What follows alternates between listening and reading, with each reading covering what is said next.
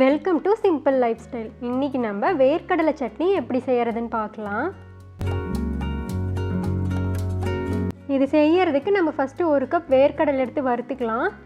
Already வறுத்த கடலையாக இருந்தால் நம்ம இந்த மாதிரி தனியாலாம் வறுக்க தேவையில்லை. இது வறுக்காத கடலைங்கிறதுனால நம்ம தனியாக இந்த மாதிரி வறுத்துக்கிறோம். நல்லா லோ ஃப்ளேம்லேயே வச்சு நல்லா கலர் மாற வரைக்கும் வறுத்துக்குங்க. கொஞ்சம் நேரத்துலேயே கடலை வெடிக்க ஆரம்பித்து நமக்கு சவுண்டு கேட்கும்.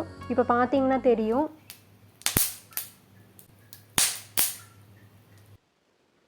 அவ்வளோதான். இப்போ கடலை நல்லா வறுத்தாச்சு. வேறு பாத்திரத்துக்கு மாற்றி ஆற வச்சிடலாம். இதோட தோல்லாம் வேணும்னா நம்ம எடுத்துக்கலாம். அப்படியே போடுறதுனாலும் போடலாம், இல்லை இந்த மாதிரி எடுத்துடலாம்.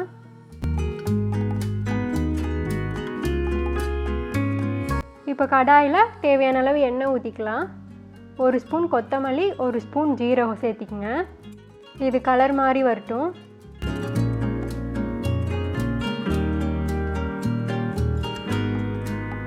இப்போ நம்ம 3 வரமிளகாய் சேர்த்திக்கலாம்.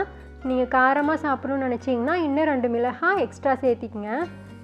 3 மிளகாய் காரம் கம்மியாக தான் இருக்கும். நீங்கள் வேணால் ஒரு 5 மிளகாய் சேர்த்திக்கலாம். 10 சின்ன வெங்காயம் சேர்த்திக்கலாம்.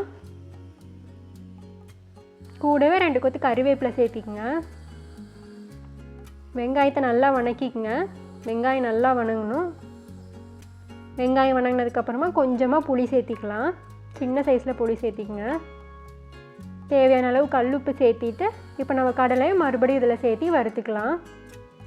இதுவே ஆல்ரெடி வறுத்த கடலையாக இருந்தால் இந்த மாதிரி கடைசியாக சேர்த்தி வறுத்தா போதும். இது நம்ம வறுக்காதனால தான் ஃபஸ்ட்டு ஒரு டைம், இப்போ கடைசியாக ஒரு டைம் வறுத்துக்கிறோம். இதை 1 நிமிஷம் மட்டும் வறுத்துட்டு ஸ்டவ் ஆஃப் பண்ணிடலாம். இது ஆறுனதுக்கப்புறமா நம்ம மிக்ஸி ஜாரில் மாற்றிக்கலாம். ஃபஸ்ட்டு தண்ணி ஊற்றாமல் நல்லா கொரகொரப்பாக அரைச்சிக்கலாம். அதுக்கப்புறமா கொஞ்சமாக தேவையான அளவு மட்டும் தண்ணி ஊற்றிக்குங்க.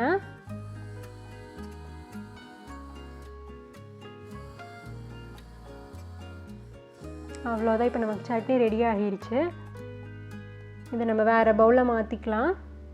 சட்னி நல்லா கெட்டியாகவே அரைச்சிருக்கோம்.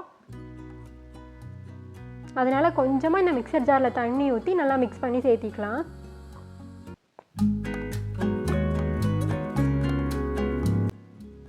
அவ்வளோதான். நமக்கு சூப்பரான நிலக்கடலை சட்னி ரெடி. இந்த ரெசிபி பிடிச்சிருந்தா நம்ம சேனலை மறக்காமல் சப்ஸ்கிரைப் பண்ணிடுங்க.